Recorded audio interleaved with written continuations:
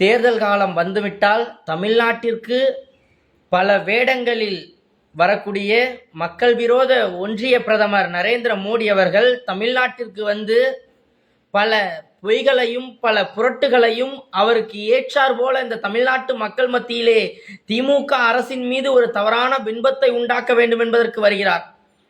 ஒரு காலமும் இந்த ஒன்றிய பிரதமர் நரேந்திர மோடி அவர்கள் தமிழ்நாட்டிற்கு வரும்பொழுது தமிழகத்தினுள் இருக்கக்கூடிய மக்கள் மத்தியிலே திமுக அரசின் மீது ஒரு தவறான பின்பத்தை உண்டாக்கினால் அந்த மோடி மஸ்தானுடைய வேலையெல்லாம் இந்த தமிழ்நாட்டு மக்கள் ஏற்றுக்கொள்ள மாட்டார்கள். அவர் மோடி என்றால் தமிழ்நாட்டு மக்கள் மாபெரும் மகத்தான சக்தி. அந்த மோடிக்கும் டாட்டா சொல்லுவாங்க, மோடியுடைய அப்பாவுக்கும் டாட்டா சொல்லுவாங்க. அப்படிப்பட்ட தமிழ்நாட்டில் ஒரு சமத்துவமான ஆட்சி, சகோதரத்துவமான ஆட்சி, திராவிட மாடல் ஆட்சி, ஏழைகளுக்கான நல்லாட்சி நடந்து கொண்டிருக்கக்கூடிய சூழலில் திமுக அரசை வீட்டுக்கு அனுப்புவதற்காக மக்கள் தயாராகி விட்டார்கள் என்று சொல்கிறார். எந்த இடத்தில் மக்கள் தயாராக இருக்கிறார் என்று நரேந்திர மோடி அவர்களிடம் சொன்னார்கள் என்று தெரியவில்லை. அதாவது கொள்கைகளால் சேர்ந்த கூட்டணி என்று தலைவர் சொல்லும் பொழுது அதற்கு ஒரு கொள்கையற்ற அடிமை சாசனம் எழுதி வைத்த எடப்பாடி பழனிசாமி பேசுகிறார். யாருக்கு அடிமை சாசனம் எழுதி கொடுத்திருக்கிறார் என்று தமிழ்நாட்டு மக்களுக்கு நன்கு தெரியும். ஒன்றிய அரசிடம் அடிமை சாசனம் எழுதி கொடுத்து கமலாலயத்திலே போய் அதிமுகவை அடமானம் வைத்து இன்று அரசியல் செய்து கொண்டிருக்கக்கூடிய, அரசியலுக்காக தன்னுடைய சுகத்திற்காக தன்னுடைய பதவியை தக்க வைத்துக் கொள்ள வேண்டும் என்பதற்காக இவர் இன்று எடப்பாடி பழனிசாமி அவர்கள் அரசியல் ஆதாயம் தேடிக்கொண்டிருக்கிறார். அந்த கட்சியினுடைய தமிழ்நாட்டினுடைய தலைவர் என்று சொல்லக்கூடிய அனைத்து இந்திய அண்ணா திராவிட முன்னேற்ற கழகத்தினுடைய பொதுச் செயலாளர் என்று சொல்லிக்கொண்டு மெப்பன போக்கிலே திரிந்து கொண்டிருக்கக்கூடிய எடப்பாடி பழனிசாமியினுடைய புகைப்படம் அந்த கூட்டத்திலே தவிர்க்கப்பட்டிருக்கிறது. இதிலிருந்து என்ன தெரிகிறது என்றால், நிதிஷ்குமாருக்கு வந்த நிலைமை தமிழ்நாட்டிற்கு நிச்சயமாக எடப்பாடி பழனிசாமிக்கு வரும்.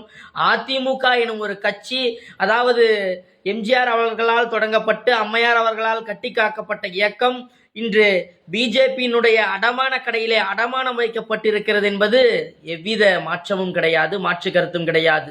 நிச்சயமாக தமிழ்நாட்டில் அனைத்திந்திய அண்ணா திராவிட முன்னேற்ற கழகம் என்கின்ற ஒரு கட்சி அழிவின் பாதையை நோக்கி சென்று கொண்டிருக்கிறது. அதனுடைய அழிவை நாம் கண்கூட பார்த்து கொண்டிருக்கிறோம். உண்மையிலேயே எங்கள் தலைவர் தளபதி அவர்கள் சொன்னார், உண்மையிலேயே அந்த தொண்டர்களுடைய உணர்வை நான் உள்வாங்கும் பொழுது உண்மையிலேயே வருத்தப்படுகிறேன் என்று சொன்னார். அது உண்மைதான். தமிழ்நாட்டிலே நிச்சயமாக இந்த ஒன்றிய மக்கள் விரோத மோடி அரசு கால் ஊன்ற வேண்டும் என்பதற்காக என்ன வேண்டுமானாலும் செய்யும் என்பதை நிரூபித்துக் கொண்டிருக்கிறது. இதற்கு நடுவிலே நமது தற்குறி வேற ஒரு பக்கம். அதாவது கட்டிய மனைவியையும் பெத்த பிள்ளைகளையும் வைத்து காப்பாற்ற துப்பில்லாதவர் தமிழ்நாட்டு மக்களை காப்பாற்றப் போகிறேன், ஊழல் ஆட்சிக்கு முடிவு கட்டுகிறேன், கொள்கை அதாவது குடும்ப ஆட்சிக்கு முடிவு கட்டுகிறேன் என்று சொல்லி வருகிறார். யாருடைய குடும்பத்தை காப்பாற்ற வேண்டும் என்பதற்காக தன்னுடைய குடும்பத்தை வீதிக்கு அனுப்பினாரோ இவர் வந்து குடும்பத்தை பற்றி பேசுகிறாரா? என்ன தகுதி இருக்கிறது என்று சிந்தித்து பார்க்க வேண்டும். முதலிலே வரக்கூடிய தேர்தல் என்பது திராவிட முன்னேற்ற கழகத்திற்கும், அதாவது தமிழ்நாட்டிற்கும் டெல்லிக்குமான தேர்தல். என்னைக்குமே தமிழ்நாடு டெல்லிக்கு அவுட் ஆஃப் கண்ட்ரோல் தான், அதுல எந்த ஒரு மாற்றமும் கிடையாது. எங்கள் தலைவர் சொன்னது உண்மைதான். எத்தனை முறை வேஷ்டி சட்டையோடு தமிழ்நாட்டிற்கு வந்தாலும் ஒன்றிய பிரதமர் நினைக்கக்கூடியது தமிழ்நாட்டில் நடக்காது.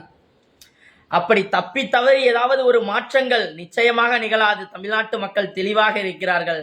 தேர்தல் வந்துவிட்டால் தமிழ்நாட்டு மக்கள் தன்னுடைய கண்களிலே நீரூற்றை போல திராவிட முன்னேற்ற கழகம் எப்படி மீண்டும் ஒரு முறை வெற்றி வாகை சூட வேண்டும் என்பதற்காக தமிழ்நாட்டு மக்கள் காத்து கொண்டிருக்கிறார்கள். சொன்னதை செய்வார், சொல்வதற்கு மேலாகவும் செய்வார். முத்துவேல் கருணாநிதி ஸ்டாலின் என்பதை மக்கள் மனதிலே உள்ளளவிலும் உண்டாக்கி கொண்டார்கள். ஆகையால் எவ்வித மாற்றமும் கிடையாது. வெல்வோம் 200 என்று சொன்னோம்.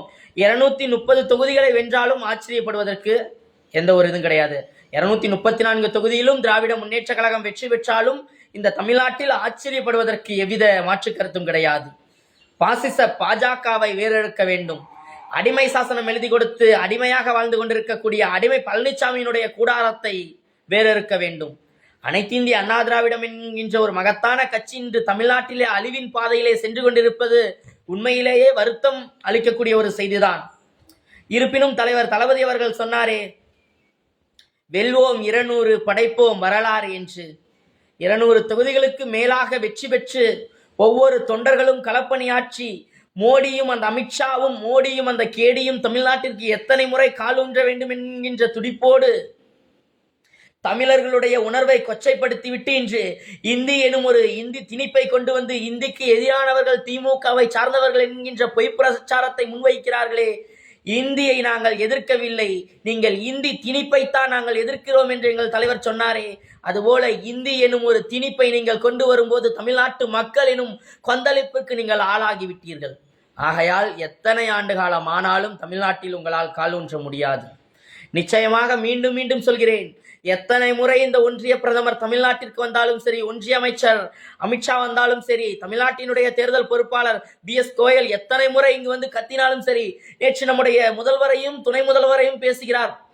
இவங்களுக்கெல்லாம் என்ன தகுதி இருக்கிறது என்று தெரியாமல் தரம் கெட்ட தற்குறிகள் எல்லாம் இன்று ஒன்று சேர வேண்டும் என்பதற்காக ஒருவன் என்றவென்றால் அரசு திரையிலே இருந்து இன்று அரசியலுக்குள் வந்து நான் தான் சிஎம்ங்கிறான்.